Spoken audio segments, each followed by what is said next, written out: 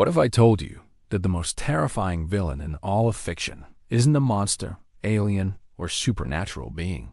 What if the greatest evil ever created is simply us? The Joker represents something far more disturbing than any cosmic threat. He's the mirror showing our own capacity for chaos. Behind that painted smile lies a psychological truth so unsettling that it forces us to question everything we believe about sanity, morality, and human nature itself. Before there was chaos, there was simply a man. Not a god, not a demon, just another human being walking among us, invisible in his ordinariness.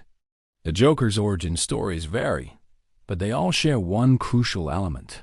He begins as someone we could know, someone we could be. Whether he's a failed comedian, a chemical engineer, or simply one bad day away from madness, his humanity is what makes him genuinely terrifying. In Gotham City, a place that mirrors our own urban decay and social inequality, we see the perfect breeding ground for psychological breakdown. The city itself becomes a character, corrupt, indifferent, crushing the dreams of those who dare to hope.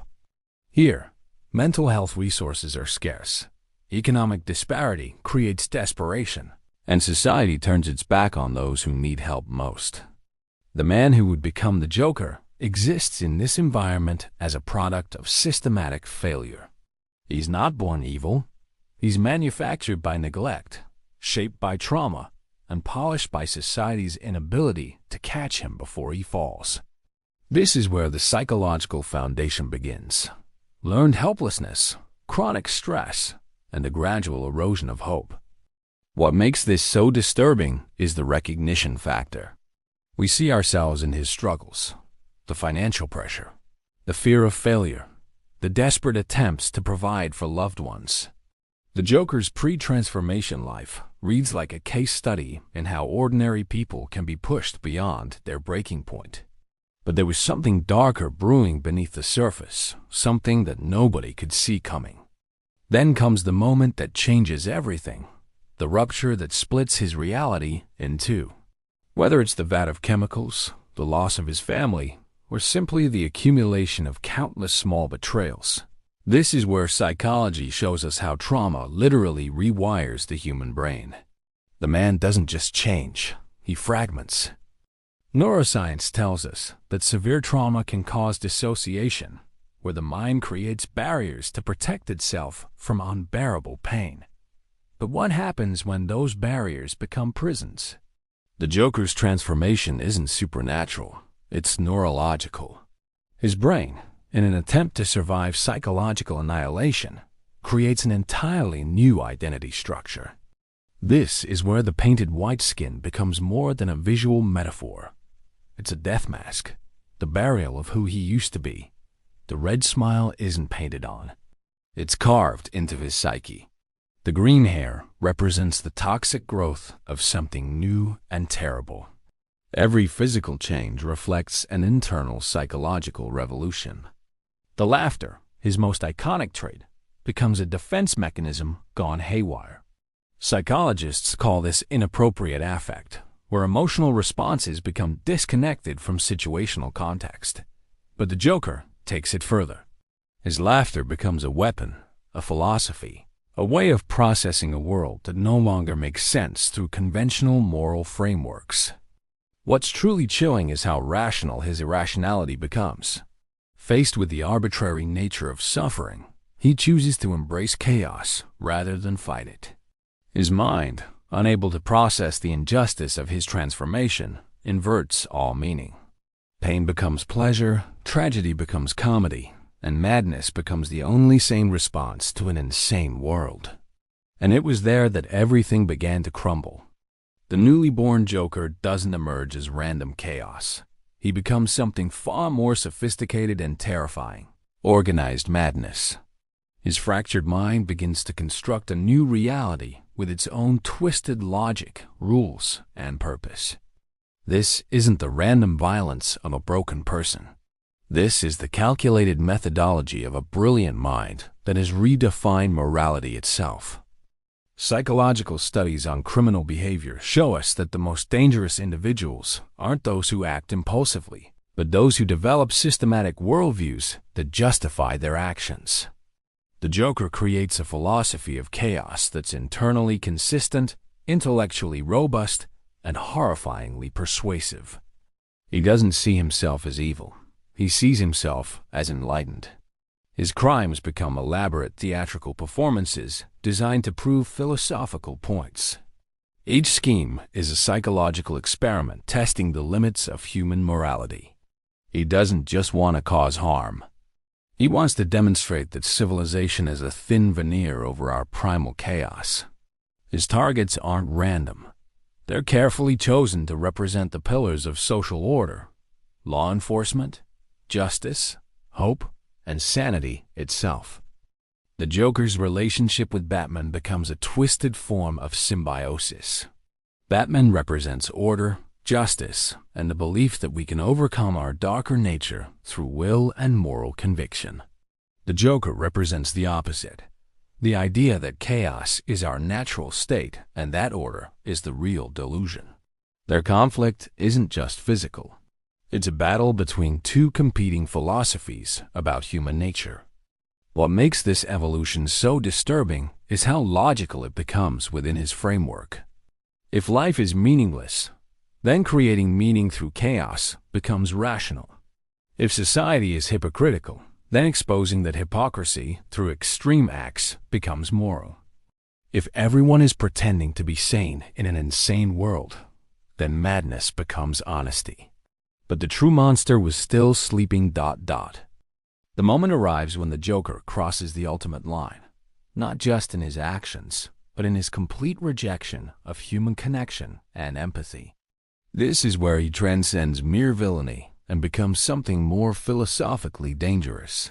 A person who has chosen to abandon humanity itself while remaining technically human. In psychology, we call this radical dehumanization, the process by which someone stops viewing others as fellow conscious beings deserving of moral consideration. But the Joker goes further. He doesn't just dehumanize others. He dehumanizes the very concept of meaning, value, and purpose. This is nihilism weaponized. His actions become increasingly elaborate tests designed to prove his central thesis, that everyone is just one bad day away from becoming him. He targets the innocent not because they've wronged him, but because their innocence represents everything he's lost and can no longer tolerate existing in others. Their suffering becomes proof of his worldview. The most chilling aspect is how he forces others to participate in his moral experiments. He creates scenarios where good people must make impossible choices, where survival requires compromising principles, where saving one person means condemning another. He doesn't just commit evil acts. He creates evil by forcing others to become complicit. This is where the Joker becomes truly human in the most terrifying way possible. He represents the capacity within all of us to rationalize the unthinkable when pushed beyond our breaking point. His logic becomes, if I must suffer, then everyone must suffer. If my innocence was destroyed, then innocence itself must be destroyed. The question becomes uncomfortable. Faced with similar circumstances, similar trauma, similar systematic failures, what would you become? The Joker forces us to confront the possibility that heroism and villainy might be largely circumstantial, that the line between sanity and madness is thinner than we'd like to believe. Chapter 5. The Science of Horror. The Logic of Destruction. 3,500 characters. When we examine the Joker through the lens of modern psychology and neuroscience, something disturbing emerges. His behavior isn't as irrational as it appears. Studies of severe trauma, social isolation, and chronic stress show us exactly how a human mind can arrive at his conclusions through a twisted but traceable logical process. Research on learned helplessness demonstrates how repeated exposure to uncontrollable negative events can cause people to stop trying to escape even when escape becomes possible. The Joker's transformation represents this concept taken to its extreme, not just acceptance of powerlessness, but the inversion of values where powerlessness becomes power, where victimization becomes victory. Neuroplasticity research shows us that trauma literally reshapes brain structure. The regions responsible for empathy, moral reasoning, and emotional regulation can be permanently altered by severe stress. The Joker's apparent lack of conscience isn't supernatural, it's neurological. His brain has been rewired by trauma into a configuration that makes traditional moral reasoning impossible. Social psychology explains his obsession with proving others are like him. Cognitive dissonance theory tells us that humans need their beliefs and behaviors to align. If the Joker believes that chaos is humanity's true nature, then evidence of human goodness creates psychological tension that must be resolved, either by changing his beliefs or by eliminating the contradictory evidence. The most unsettling aspect is how his methods reflect real psychological principles. His use of unpredictability mirrors classical conditioning techniques designed to create maximum anxiety. His theatrical crimes demonstrate understanding of social psychology, how to create maximum psychological impact, how to manipulate media, how to turn society's own mechanisms against itself.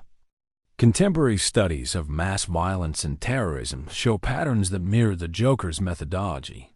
The use of randomness to create helplessness, the targeting of symbols to attack meaning itself, the creation of spectacle to maximize psychological rather than physical damage. It wasn't madness at all. It was cold calculation. What remains after the Joker's influence spreads isn't just physical destruction. It's the erosion of the psychological foundations that hold society together. He doesn't just create chaos. He creates doubt. Doubt in justice, doubt in meaning, doubt in the possibility that we can be anything more than our worst impulses. His true victory isn't measured in casualties, but in changed minds. Every person who looks at the world and sees his point, every moment when someone questions whether heroism is real or just naive delusion, every instance where chaos seems more honest than order, these are his lasting achievements. The psychological concept of moral injury, the damage done to one's conscience by witnessing or participating in acts that violate fundamental moral beliefs, helps explain the Joker's long-term impact. He doesn't just harm people physically. He damages their capacity to believe in goodness. He creates moral injury on a societal scale. What makes this analysis so disturbing is the recognition that the Joker represents a potential outcome of our own social systems. Every person failed by mental health services, abandoned by community, crushed by economic pressure, traumatized by violence, they all carry the seed of his transformation. He's not an aberration. He's a predictable result of systematic failure. The philosophical question becomes unavoidable. If we know how people become like the Joker, if we understand the psychological and social conditions that create such individuals, what does our continued failure to prevent these conditions say about us? Are we complicit in creating the very monsters we fear? Perhaps the most uncomfortable truth is that the Joker serves a psychological function for society. He allows us to externalize our fears about human nature, to project our capacity for darkness onto a clearly defined other. We can condemn him while ignoring the conditions that created him, maintain our belief in our own goodness while perpetuating systems that manufacture suffering. But perhaps ... he wasn't meant to be the last. Perhaps he was meant to be a warning. The Joker terrifies us because he holds up a mirror to our own potential for transformation under extreme circumstances. He represents the uncomfortable truth that heroism and villainy might be more situational than we'd like to believe. In rejecting his humanity, we risk rejecting our own responsibility to create the conditions where such transformations become unnecessary. The real question isn't whether we're good or evil. It's whether we're brave enough to face what we could become.